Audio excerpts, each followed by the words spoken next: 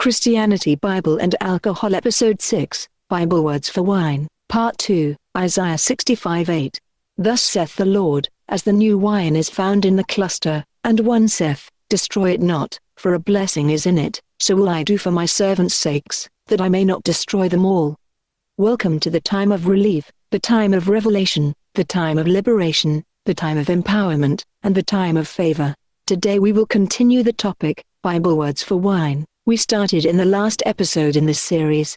In the last episode we treated extensively the most used Hebrew word for wine, Yehian, which was the wine for social and religious functions. It was the wine of feasts, banquets, festivities, drank at homes over every meal, sold in markets and so on. We also discovered that by its definition, and its Bible usage it is alcoholic. Also, we treated the fact that the Bible words for wine are not generic, rather they are specific. The claim of the generic words for wines is one of the cloaks prohibitionist uses, to shroud the error that the Bible forbids drinking alcohol.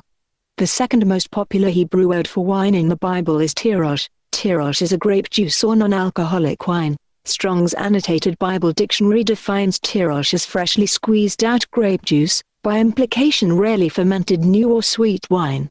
Today we will examine how the people of the Bible view non-alcoholic wine, or grape juice, tirosh. 1. It was used as a symbol of God's blessing, an agricultural product.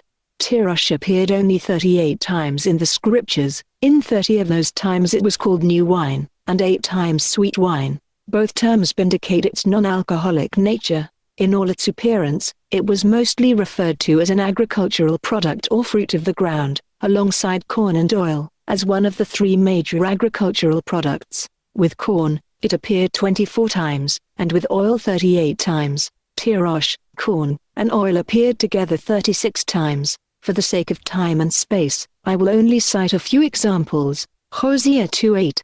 For she did not know that I gave her corn, and tirosh, and oil, and multiplied her silver and gold, which they prepared for Baal. Joel 2:19. Yea, the Lord will answer and say unto his people, Behold, I will send you corn, and tirosh, and oil, and ye shall be satisfied therewith, and I will no more make you a reproach among the heathen.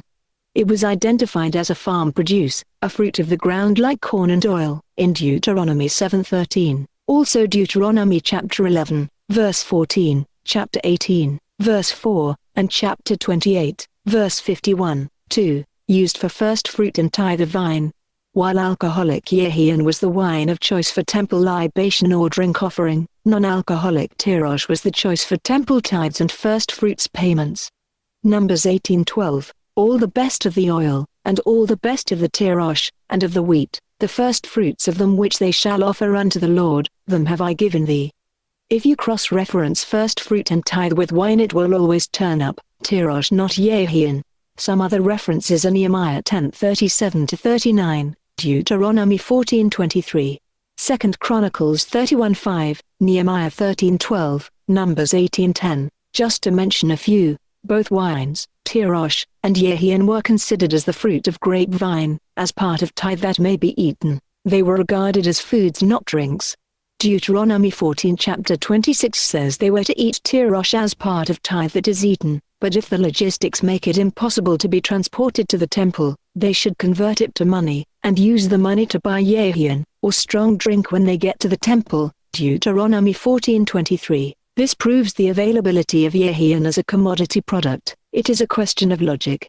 If the tirosh was converted to money before leaving their farm its source, because of logistics, why were they not commanded to use the money to buy tirosh back on reaching the temple, if it was readily available in stalls? Rather they were commanded to purchase the readily available substitute, Yehian. Tirosh was not sold in stalls or stores, because it's more business-wise to sell the much highly priced alcoholic Yehian than non-alcoholic grape juice, tirosh. 3. Not valued as a drink. If you check drink, drunk and drunkard against wine, you will end up with alcoholic wines, Yehian, Assis, Sheker, and so on, and not tirosh. There is only one reference in the entire Bible indicating tirosh is drunk. Even in it, it was about the enemies prying on their harvest. Isaiah 62:8. The Lord hath sworn by his right hand, and by the arm of his strength, Surely I will no more give thy corn to be meat for thine enemies, and the sons of the stranger shall not drink thy tirosh, for which thou hast labored. 4. Used as an industrial raw material for highly priced yahian. Tirosh in the Bible was an agricultural product, industrial consumable or raw material in yahin making, while yahian its counterpart was treated much like a finished product. Tirosh appearance for only 38 times is due to its status as industrial raw material, while yahian, an everyday consumer commodity, a daily need, appeared 140 times. Tirosh was not considered a drink, not that it was forbidden. The ancients didn't have the advanced technology as we now do to prevent fermentation of fruit juice for a lengthy time, therefore were not accustomed to fruit juice as we now do.